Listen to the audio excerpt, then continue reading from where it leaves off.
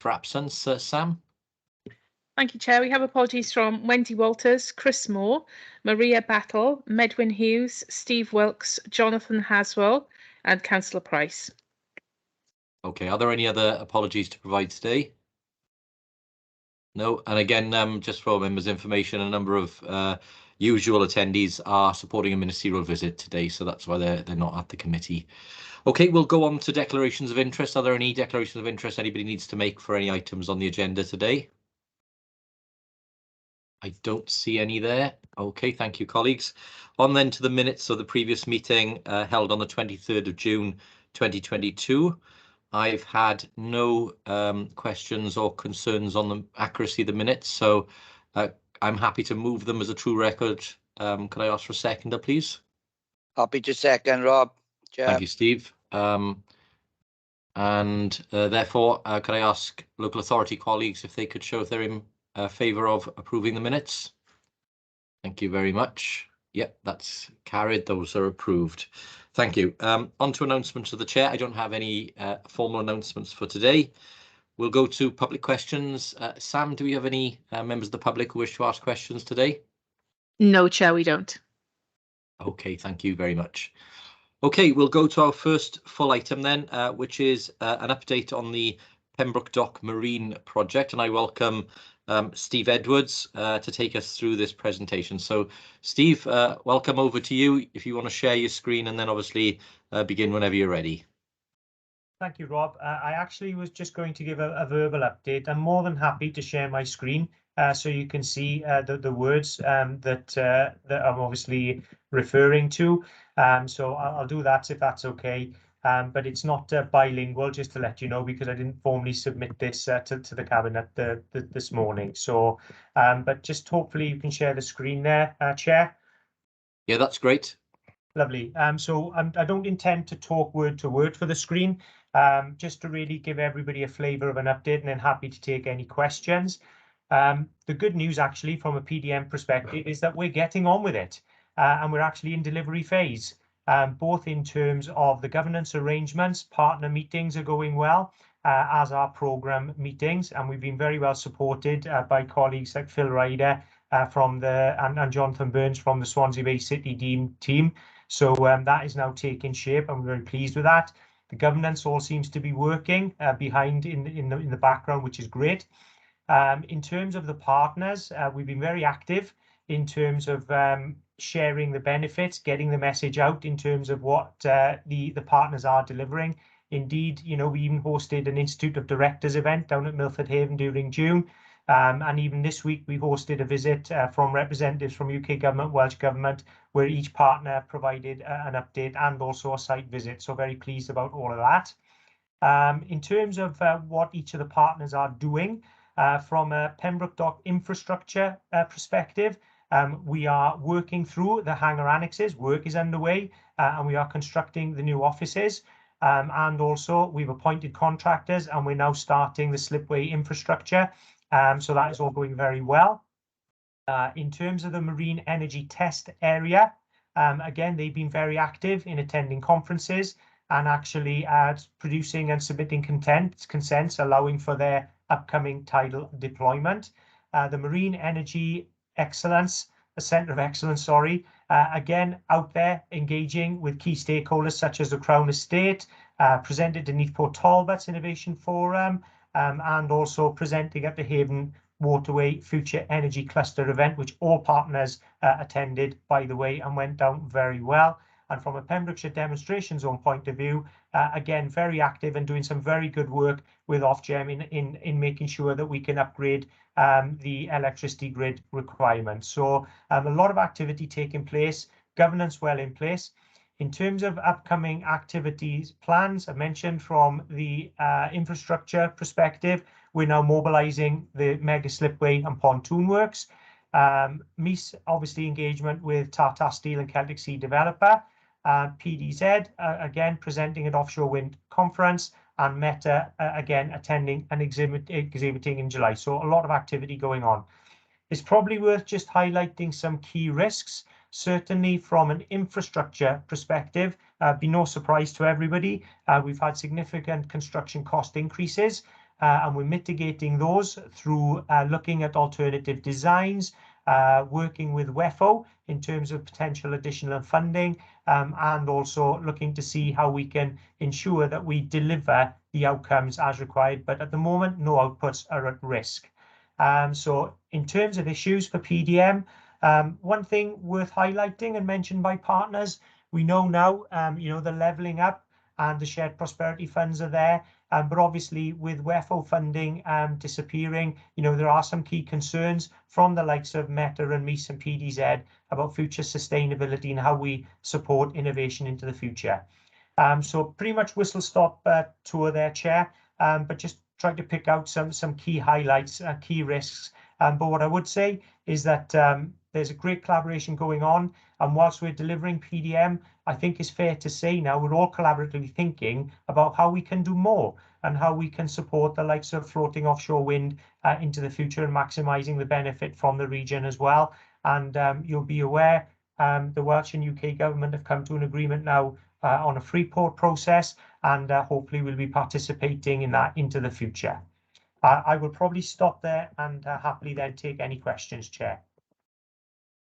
Okay, thank you very much for that, Steve. And yeah, good to see the progress that's being made there.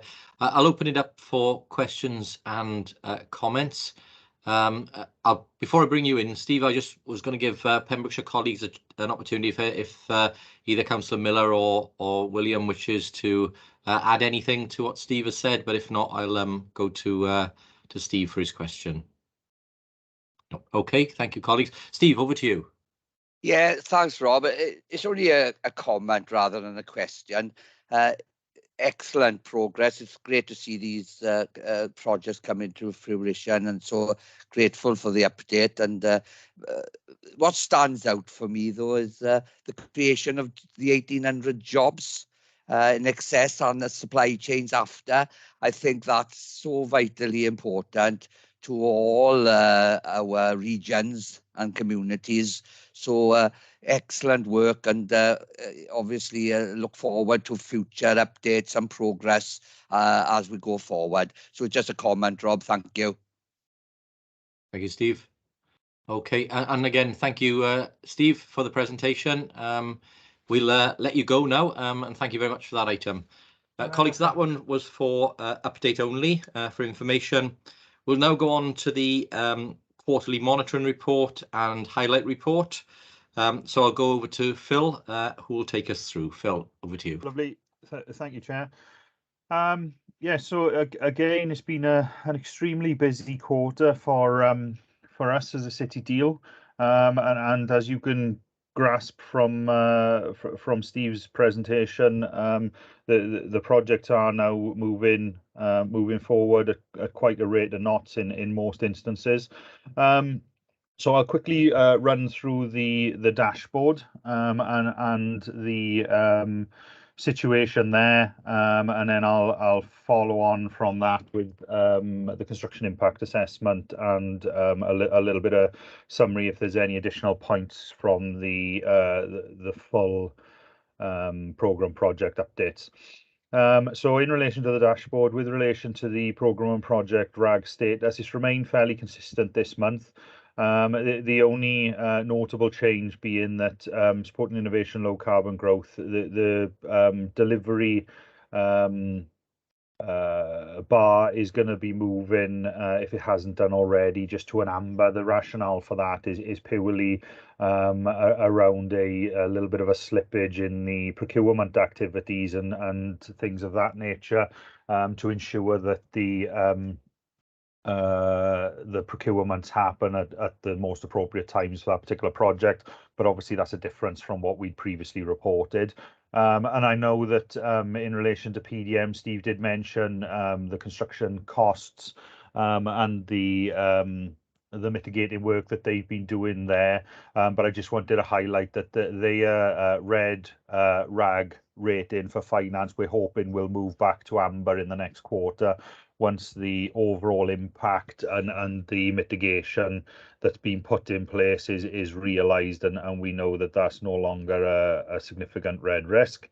In regards to the delivery timeline, section 2 of the dashboard, that remains consistent, that remains on track. What you will likely see in the next quarter is that variance on low carbon, and what we'll do is we'll highlight what the overall impact is, if there's any impact to the delivery. At the minute, it's only been quantified as a procurement delay, so there may still be an opportunity to recoup the overall end date in the delivery, but we're working on that with the programme.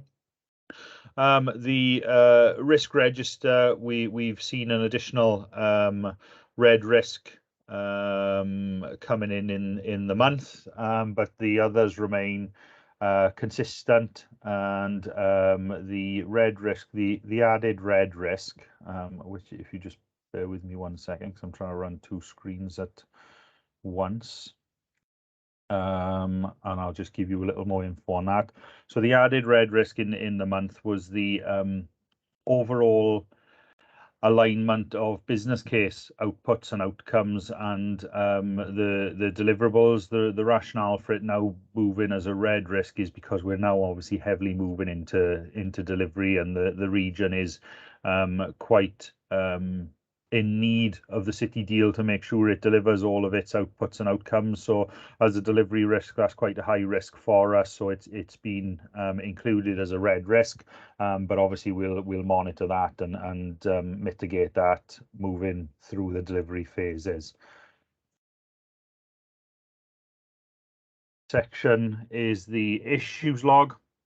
No significant change in the issues this month. The only thing to note there is that moving forward, we've now RAG rated the issues log in the same way that we rate the risk register.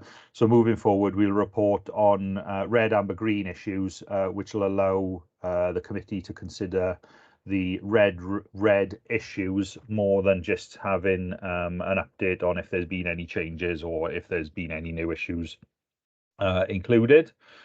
COVID impact assessment, there's been no change in the quarter.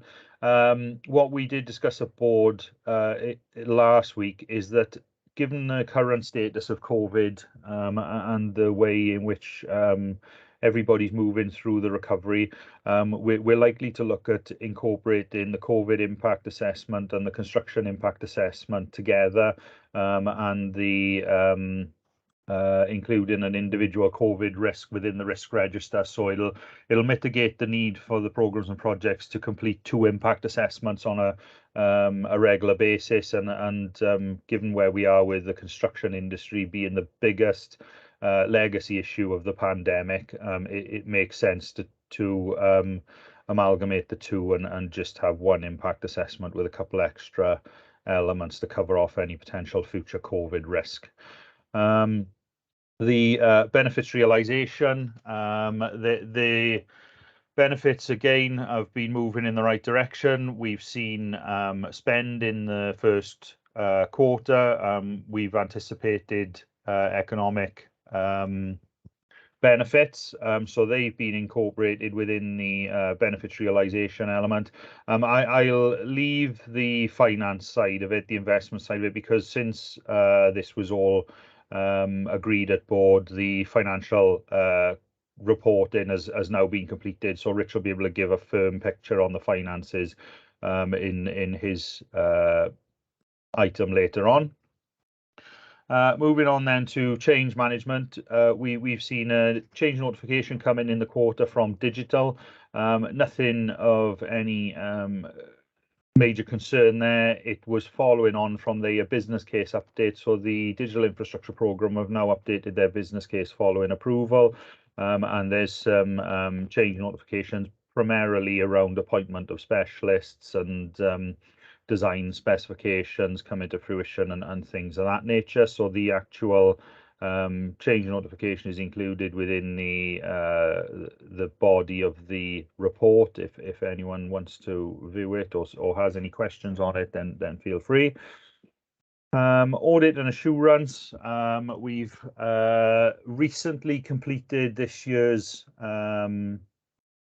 gateway assurance review. That was completed last week. and again another good review. I'm not 100% sure if it's been formally accepted yet as the rating, but the initial rating was another green amber rating. So again, on track, an excellent review again, with 4 recommendations, which the portfolio office will action as soon as possible. Comms and engagement, the social media aspects continue to be positive. We've got significant increases in the reach since the sort of over the last sort of 2 or 3 quarters, and the media reports are fairly consistent with a large number of positive mentions in the media still being given. The final item is the procurement pipeline. Again, very static this month, with the exception of low carbon, but at the time of publishing, we hadn't been able to fully update it to ensure that the correct information was being given. So for the purposes of this quarter, this remains static.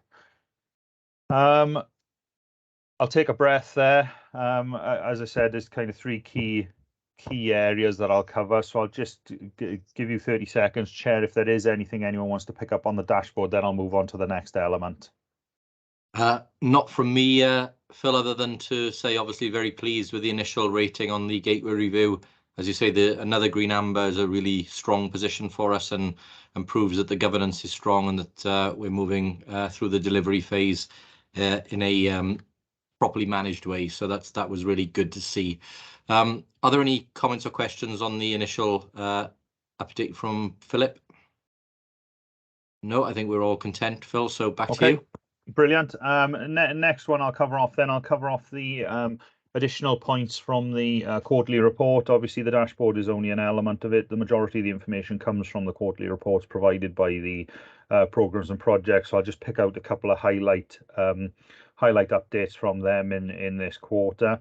So in relation to comms and engagement, we continue to do a large amount of engagement now, a lot more face-to-face, with the City deal having representation, renewable energy revolution event, the skills and talent pilot project launch, and the Welsh Business Show.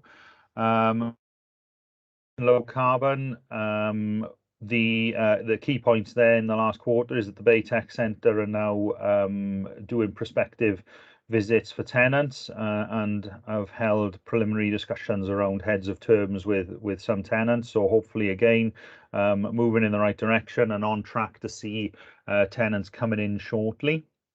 And the property development fund is now live, and the pipeline for expressions of interest closed last week, I believe, unless we give any extension on that. So again, moving forward, and hopefully in the coming months, we'll start to see that property development fund be having the allocation allocated, and start to see the benefits of that.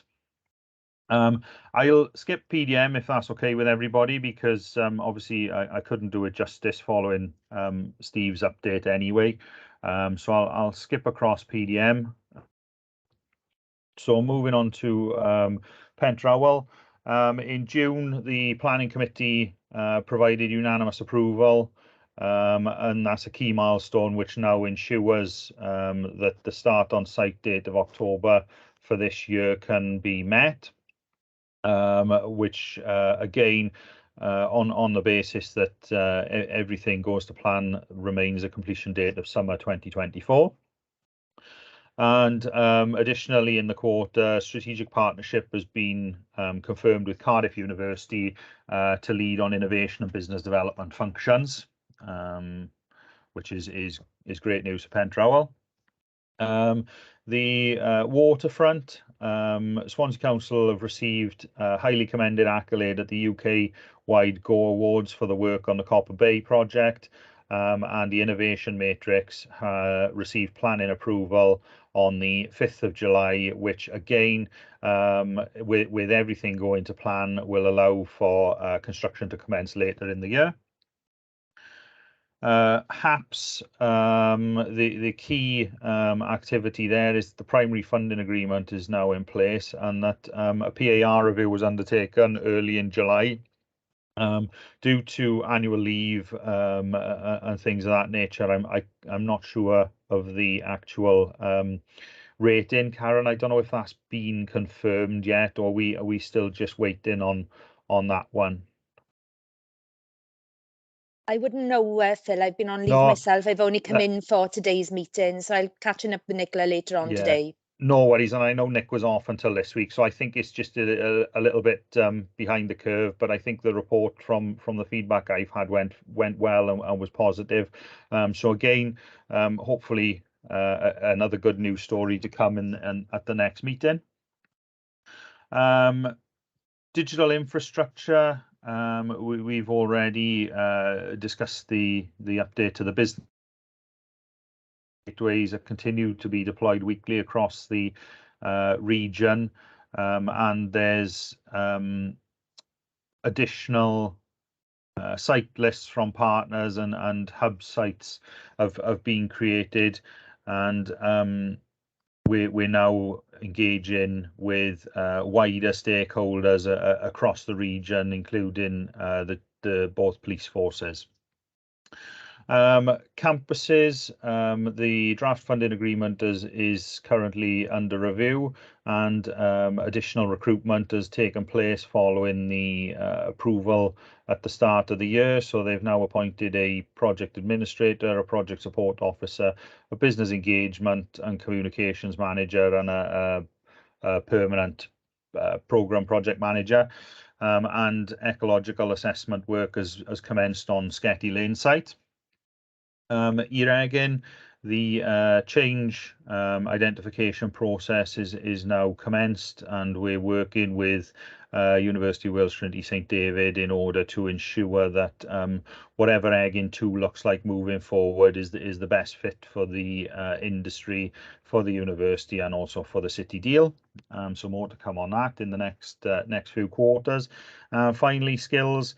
The first pilot project application was approved, and the program is due to commence in September, and that'll be shortly followed by a gateway review in October of this year.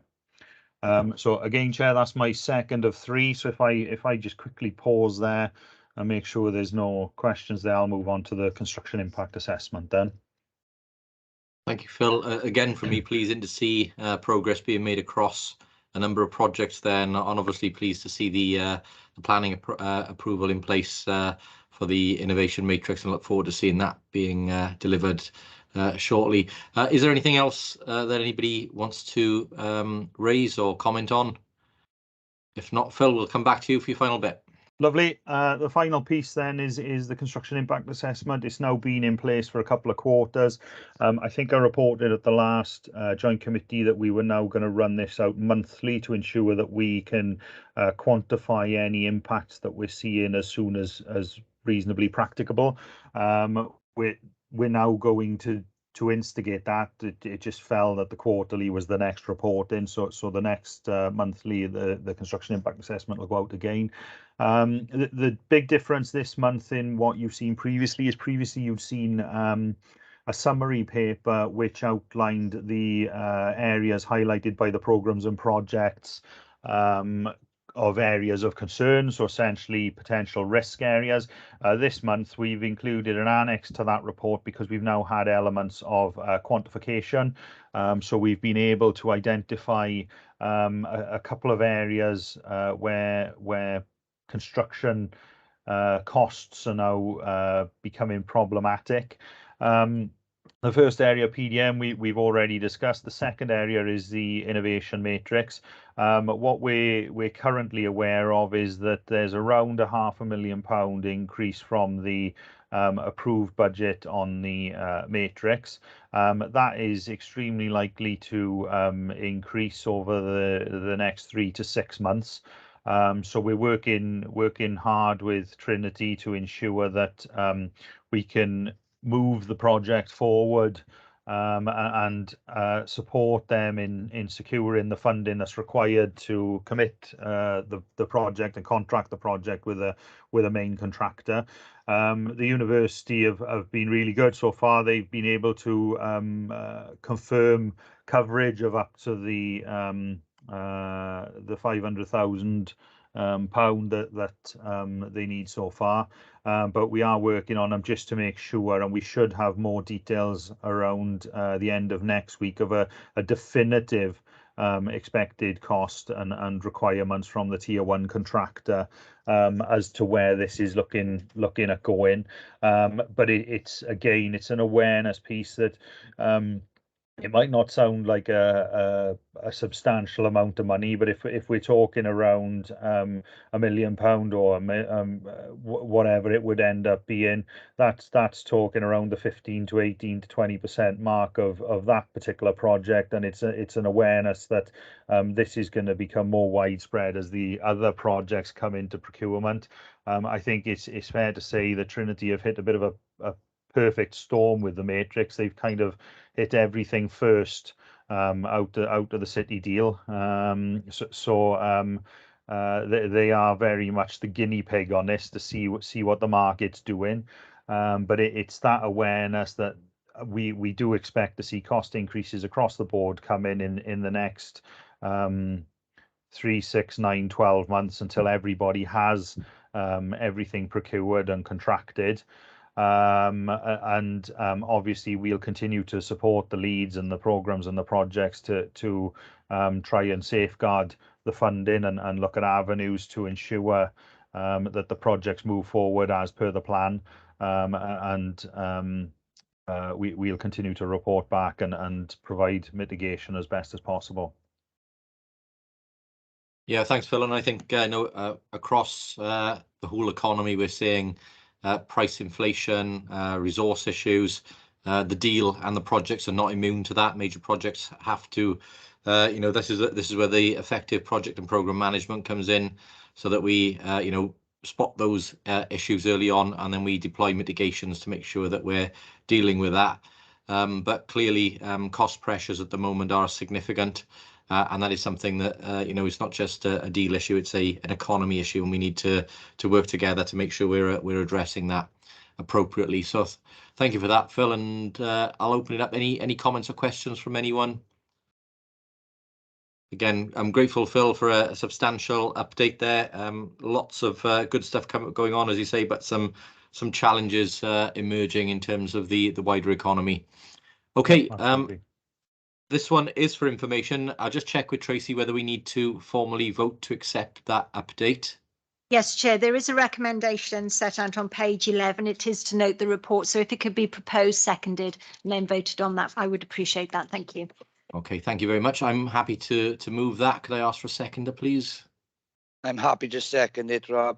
Okay, thank you. And then if I could ask colleagues to show if they're in favour. Thank you very much. Yep, that is carried. Thank you very much.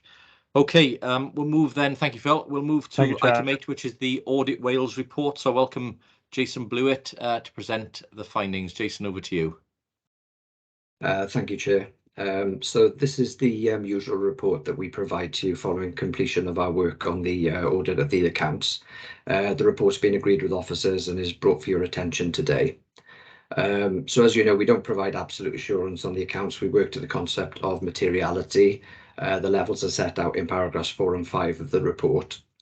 You'll also note in paragraphs 6 and 7 of the report, we noted at the time of drafting the report some areas that were outstanding during our audit. Those areas are now complete and there was no issues arising, so the audit is now fully complete.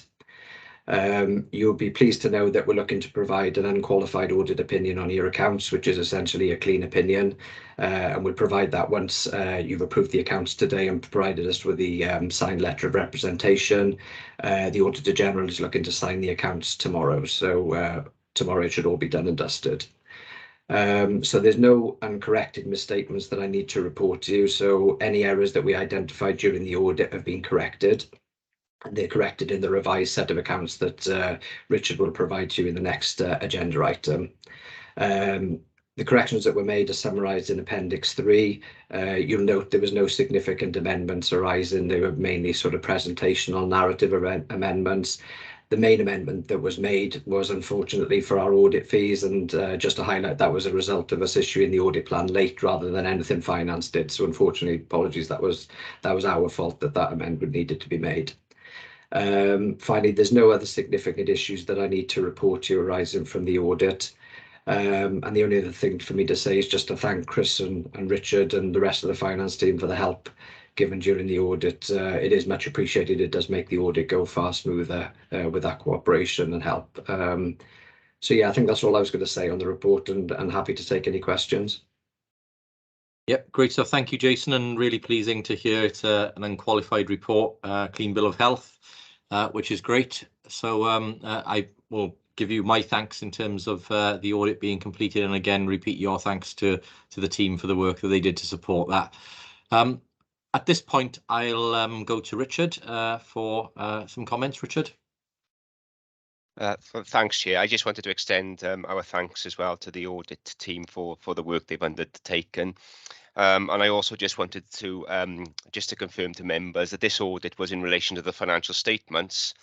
The performance audit work that was where there was a bit of discussion of at the last meeting is set to be undertaken in the middle of September. So there'll be further feedback on that later on in the year when the performance audit has been undertaken. But this today was for the audit of the financial statements. Thank you.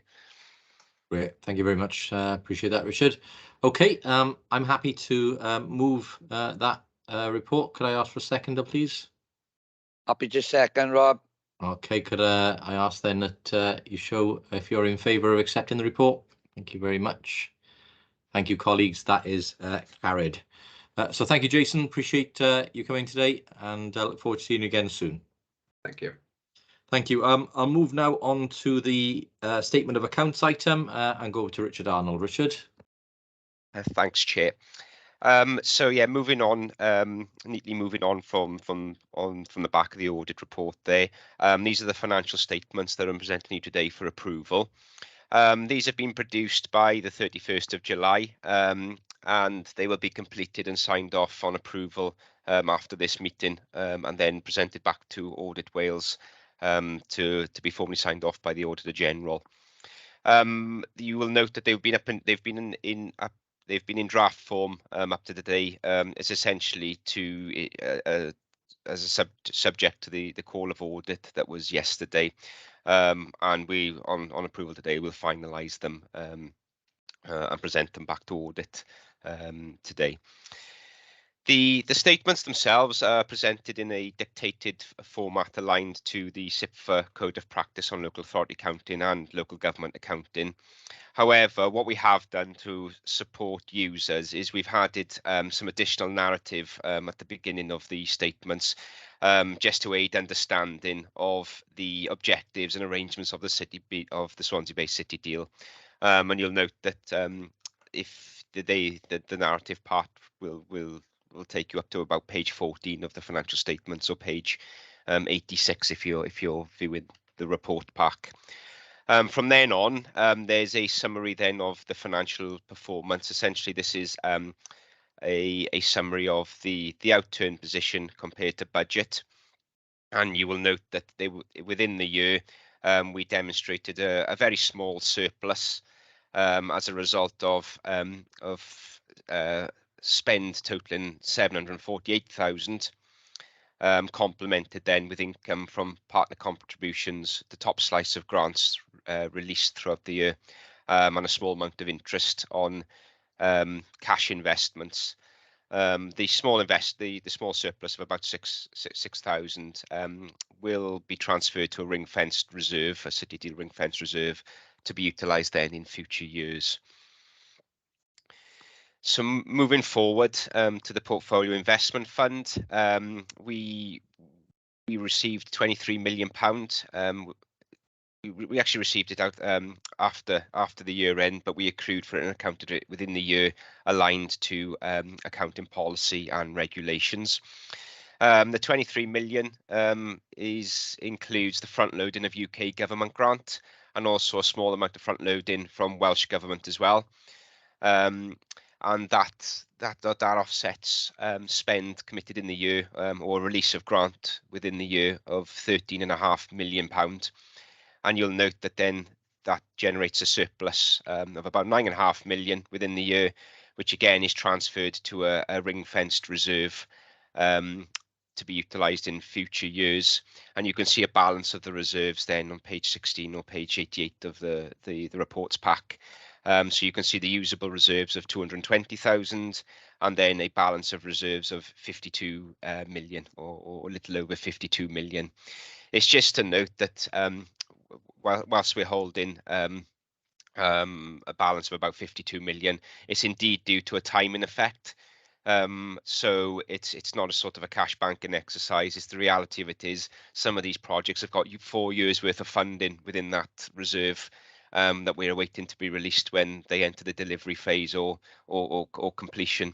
We'll expect that to be reduced going forward. It'll plateau this year and then it'll reduce as projects really enter the delivery and delivery ramps up over the next 2-3 years.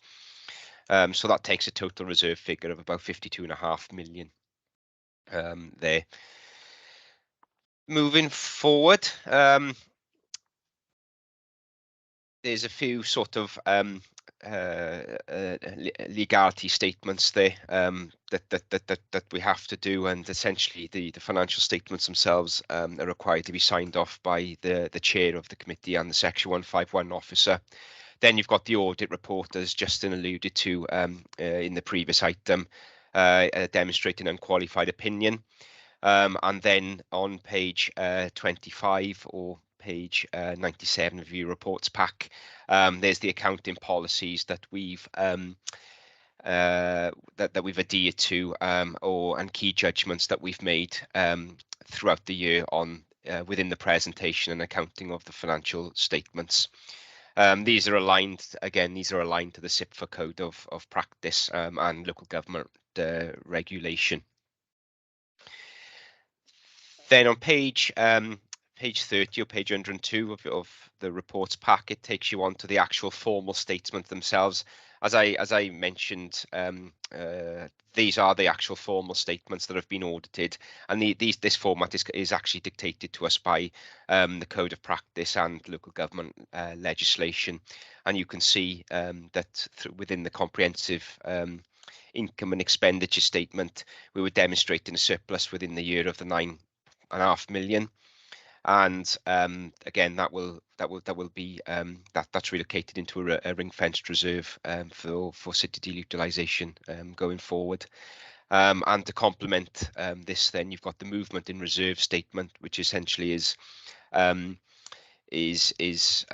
demonstrates the movement between the last year's reserve and the current year. And then we have a balance sheet. Then it's actually quite a simple balance sheet compared to what you would have seen in the local authority world. We don't have any assets or we don't actually have any assets within the City Deal itself, apart from the cash grant receipt.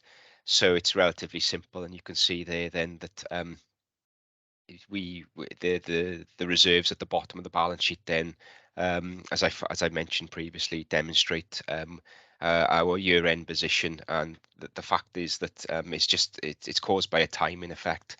To give you an example of that, we've released about 3.1 million this financial year to date.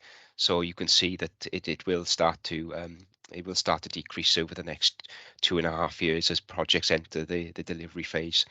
And then to finalise the actual formal statements, there's a cash flow statement, which in a nutshell is essentially a demonstration of how cash is used within the portfolio. To complement the four formal statements I've just briefly run through, then there's notes to these which essentially embed further detail and further narrative that the user might find helpful, and a breakdown of costs and supporting comment to those statements then for users and stakeholders to review. Coming on to the sort of the last part of the set of financial statements is the annual governance statement. So the annual governance statement is a statement that essentially is a key document that outlines the governance arrangements and structure and embeds basically the governance framework that we adopted in the City deal to assure that we sufficiently successfully achieve the deal's deliverables and objectives. And there's some key aspects in there about how we align it to the CIPFRA Solace framework, and some detail around some of the reviews and the internal audit recommendations that we had in there. So that sort of completes the financial statements. The statements themselves, they're required to be signed off and will be signed off today by the chair and the Section 151 officer, and then the annual governance statement then will be signed off then again by the chair, but this one then will be signed off by the SRO, the senior responsible owner for the deal, and that essentially completes the financial statements. So I'm happy to take any questions on any of the statement or the governance statement, and I'd like to put it forward then for approval, so we can finalise and present the statements back to audit as we're required to do. Thanks very much. Okay, thank you, Richard, and thanks for the work you and your team have done on this. Again, no questions from me. I think it was a really helpful comprehensive run through of the statement of accounts. I don't know whether colleagues have any questions for Richard on anything in the documents. I can't see any hands up, so in that case, Richard, we'll go to. I'll happily move this the statement of accounts. Could I ask for a seconder, please? Happy to second, Rob. Thank you, colleagues. And then if you could show if you're in approval of supporting the recommendation. Thank you very much. That's carried. Appreciate it. So, Richard, back to you for the letter of representation. That's great. Thank you. Thank you all very much for that. Moving on now to the letter of representation. Essentially, so the letter of representation is essentially what it does is it confirms management's responsibility in the preparation of the financial statements and the sort of the control environment surrounding the management of the financial management and fraud, risk and error, essentially. So it's a document that that the Section 151 officer and the chair are required to sign and essentially return back to Audit Wales, sort of confirming their responsibility. Within the letter actually outlines sort of more specific details around that responsibility, and it essentially confirms that to the best of our knowledge that we fulfilled our responsibilities in terms of any legislative requirements and any under the CIPFRA Code of Practice on local authority accounting. It confirms that audit have been provided with the full information and have had unrestricted access to staff and indeed any documents they require to support their audit evidence gathering. It confirms that it confirms any knowledge of fraud or suspected fraud that we might have or might have been identified or declared has been presented, and indeed any sort of any transactions in response to sort of related parties transactions have been clearly identified and clearly presented.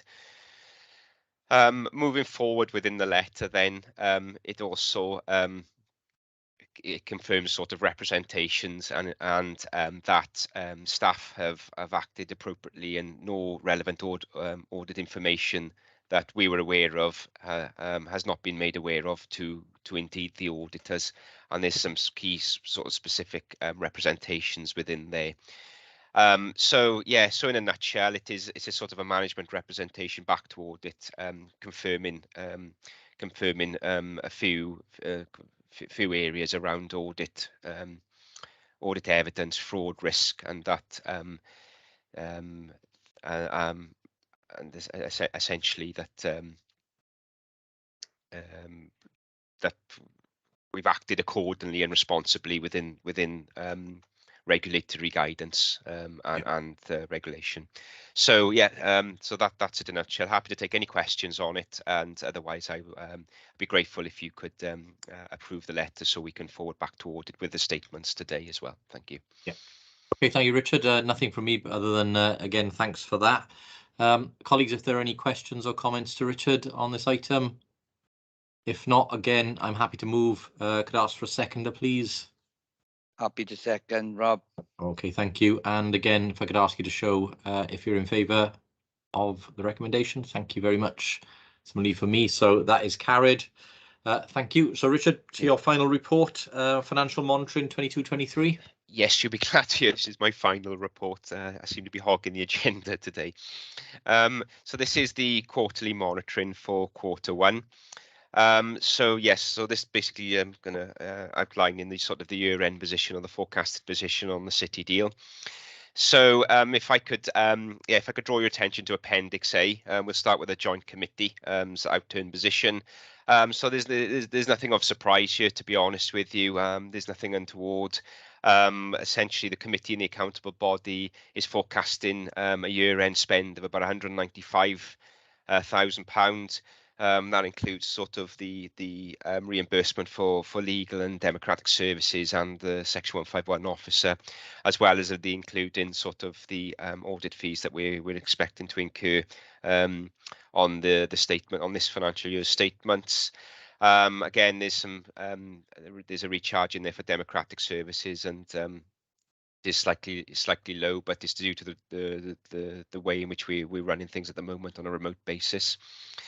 Moving forward to the portfolio management office, we're forecasting about a 668,000 spend on the portfolio management office. There's a slight in the spend on salaries. That's due to one or two vacancies we've had that's crept into this financial year, and us being budgeted at top of the grade. Otherwise, there's no significant variances that is of concern within there. And again, that there's a provision for redundancies which we're required to do in there as well. And that takes the total sort of year-end position up to about 982,000.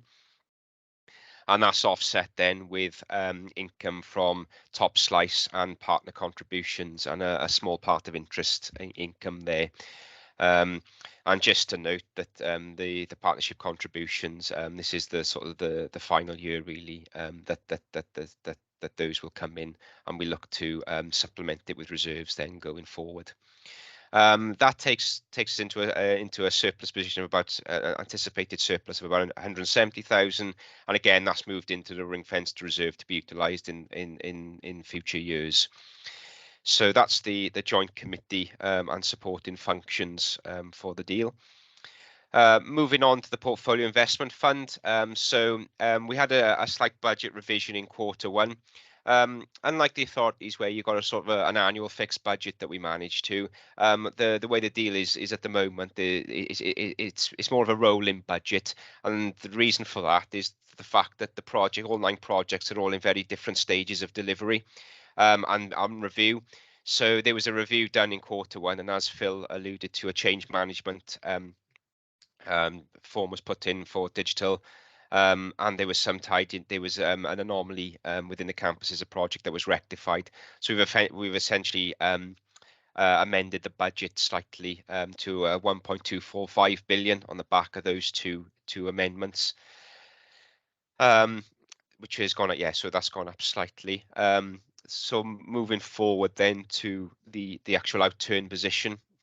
The actual outturn position over a 15-year period hasn't actually changed that much, and it's currently forecasting at about 238 million or 239 million. 1.239 billion, not million. Sorry. It's a slight underspend against budget, but we expected there to be fluctuations on a quarterly basis. On that, and then beneath that then there's a breakdown at project level. My apologies, I'm now looking at the report pack and I can see that there's a slight formatting error which we can the graph is covering the project bit, but I can iron that out retrospectively after the meeting. It's just a formatting issue there. My apologies. Moving on to now the annual forecast. So this is an in-year sort of forecast. So there has been some slight amendments to the in-year forecasting. Essentially, what the in-year forecasting is demonstrating is that there's likely to be an underinvestment, or we're forecasting an underinvestment this year of about 29 million. That's due to several projects, and you'll see above the table on page 157 your reports pack, or sorry, on page 156, there's some narrative from the projects themselves, explaining some of the slippage there, or the strategic delay in delivery there. So then the narrative outlines some of the key variances of that within the year. And yeah, moving on then to the capital and revenue apportionment. Again, this is pretty stationary. The revenue has increased slightly, but nothing of concern, and this still will be managed by partners and authorities, and there's no concern around them being able to achieve the revenue requirement there at the moment. It's currently around about 5%, which is very good. And last but not least, on this report is the public and private sector commitment.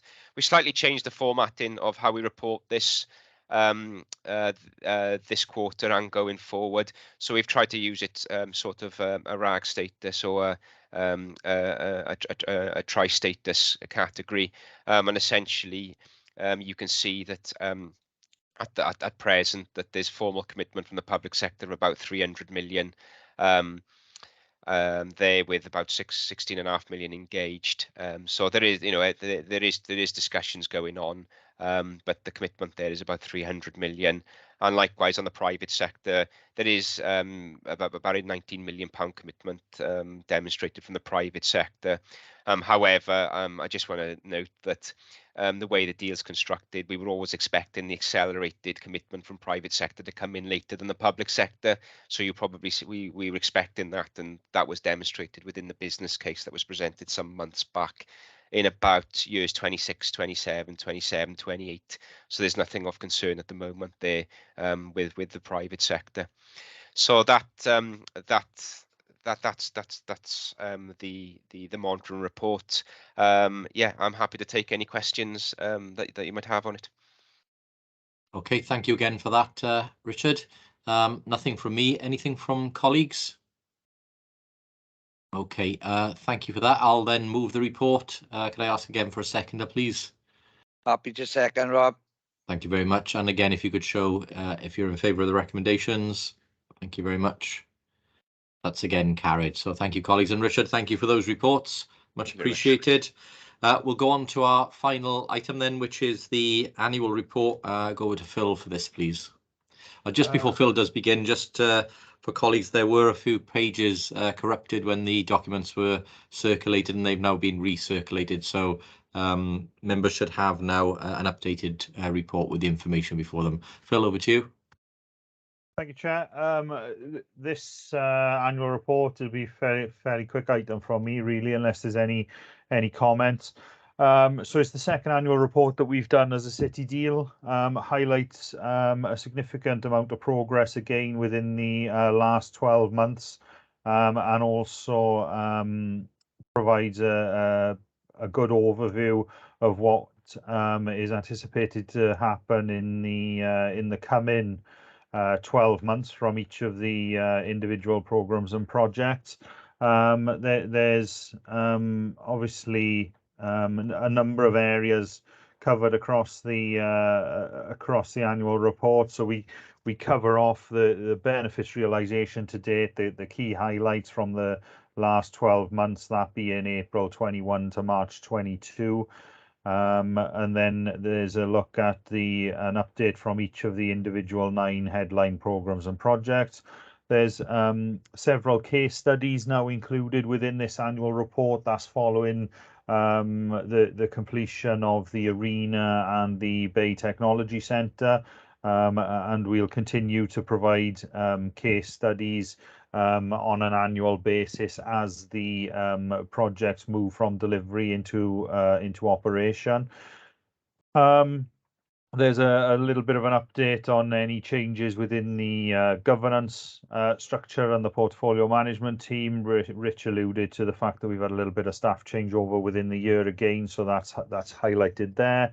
There's a position on risk, the audit and assurance activity that we've undertaken as a city deal to highlight exactly where we are with the audit, assurance and scrutiny of the activities that are ongoing.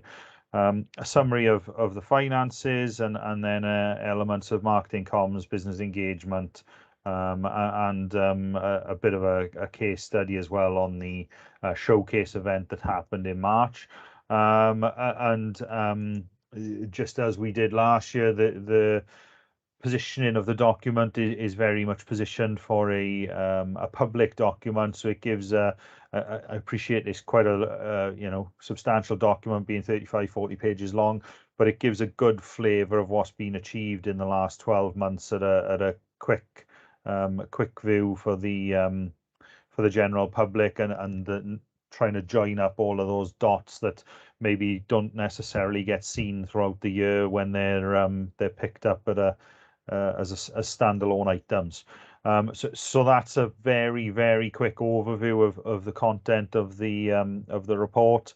So back to you, Chair. Obviously happy if there's any questions or queries or comments.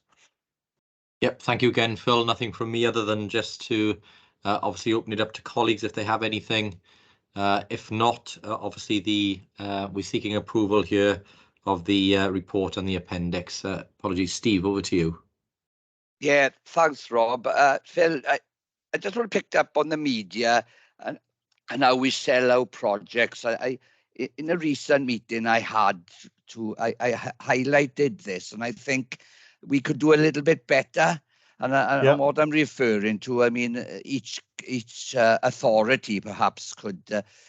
We obviously would highlight our own sort of projects, but I think that the general public you touch on, they genuinely don't know what the city deal are about or the projects. They obviously see work going on, but I think it's really important if you took a look at how as the city deal sort of program and our committee could really capitalize on communication and media to really get it out there, because an awful lot of money and an awful lot of good work is being done right across the region.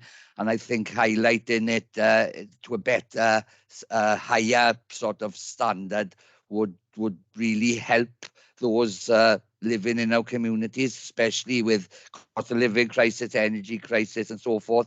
I mean, showing that irrespective of where we are, look at all this excellent work that is being achieved across the city deal regions and across all our local authorities. It's just I highlighted it recently in a communication with officers of the city deal talking to us for frank and honest opinions, and I just feel that perhaps our media isn't as good as it could be then. So not a criticism of what we do, but maybe it could be better. That's all, Rob. Thanks for that. Okay, thank you, Steve. Phil, any comments or response to that? Yeah, thank you, Councillor Hunt. Obviously, take that on board. Just to try and allay those. One of the gaps in the office that we did have was we were without our comms and marketing manager for a period of time. She is now very much embedded back within the team. That position was refilled towards the tail end of last year. There's been significant work ongoing as well with the programme project leads to create communication plans, which will give us a bit more structure around the communications and the media releases, so that we can try and tackle those at a more timely and more opportune frequency and timing. But absolutely, we'll continue to look at it. We'll continue to strive to highlight the city deal at the most opportune times and the delivery, and hopefully with all of the projects now moving into delivery, we should be seeing those a lot more frequent now, and a lot more widespread, I would say, because in fairness to Swansea and to University Wales Trinity St were the two really that had kind of delivered up until the start of this year, but we're now seeing more deliveries coming through. So hopefully we'll see a much more wider regional spread of that good news and the positive media. But absolutely, we'll continue to monitor it and grateful for the comments. Yeah, thank you, Phil. I'd agree with that. I mean, I think delivery really does capture the public's imagination. We've certainly seen that in Swansea with the opening of the arena. People now understand what the city deal can deliver. Obviously, we're on the Kingsway building the innovation hub there, which again will be another delivery, and there is a good level of awareness, I think, in Swansea about that. Some of the other projects that haven't got to that phase yet, but I'm sure that'll come. And as you said, Steve, it's up to each local authority as well to supplement what's being done in the deal and centrally to make sure that those projects are understood by the residents in those areas. Okay, great stuff. Thank you for that, Phil. And again, we'll go to the vote. I'm happy to move this one. Could I ask a colleague to second, please? Happy to second, Rob. Thank you, Steve. Okay, and again, if you could show your if you're in favour of the recommendation. Thank you very much. Yep, that is again carried. Okay, that concludes our business for today, folks. Thank you very much for attending. Look forward to seeing you all at our next meeting in October. Okay, take care, and I'll declare the meeting all the closed. best. Thank you. Everybody. Bye-bye. Ta-ra. Thank you.